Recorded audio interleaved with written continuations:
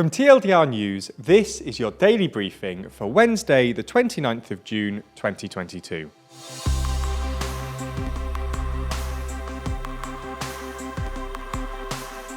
Good afternoon. Today we'll be discussing some of the biggest stories, including potentially devastating revelations about Trump's behaviour on January the 6th and the Metropolitan Police being placed into special measures. We'll also be answering today's big question. Just what is the status of abortion rights in the UK? As well as discussing this week's G7 meeting. But first, Turkey says yes to Finland and Sweden. Turkey has finally lifted its objection to Finland and Sweden's NATO bid. Turkey had effectively vetoed the two's application, accusing Sweden and Finland of harbouring members of the Kurdistan Workers' Party, or PKK, an organisation Turkey has designated as a terrorist organisation. The three countries reached a trilateral agreement on Tuesday that sees Turkey drop its opposition in return for establishing a permanent joint mechanism. Finland and Sweden have also committed to addressing Turkey's pending deportation or extradition requests of terror suspects. NATO's Secretary-General announced that both Finland and Sweden had further agreed to amend their domestic legislation to give Turkey the relevant reassurances it had asked for, as well as cracking down on PKK activities. The move has been met by widespread support, with both Joe Biden and Boris Johnson stressing the move will bolster the NATO alliance and improve collective security. On Tuesday, the January the 6th Capitol insurrection hearing continued, this week with some pretty shocking revelations. Cassidy Hutchinson, a former executive assistant to President Trump, claimed that when the president had heard of the crowds descending on the Capitol building, he instinctively wanted to go and join his supporters. Supporters that he was previously informed were armed.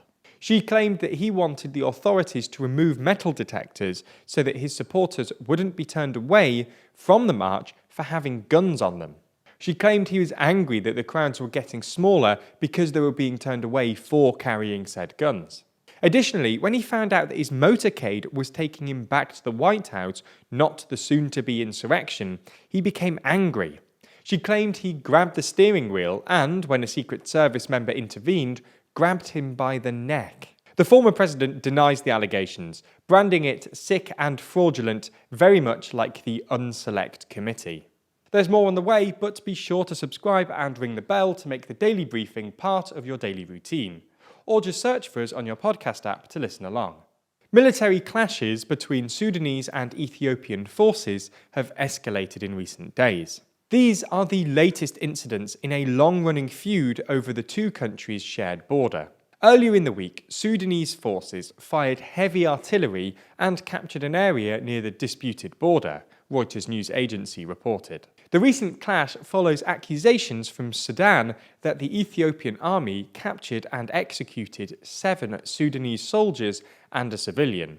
Ethiopia denied this allegation on Monday and blamed the killings on a local militia group. Sudan has reportedly filed a formal complaint with the UN Security Council over the killings.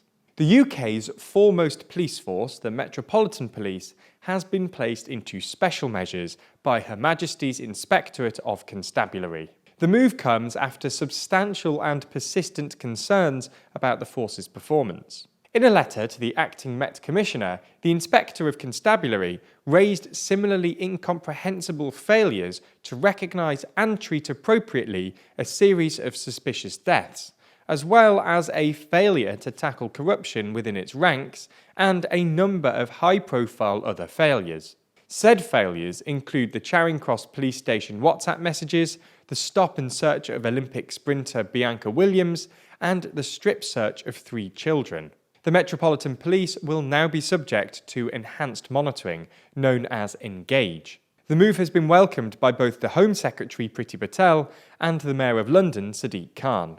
Scotland's First Minister Nicola Sturgeon has set out plans to hold a second Scottish independence referendum on the 19th of October 2023, something the UK government strongly opposes.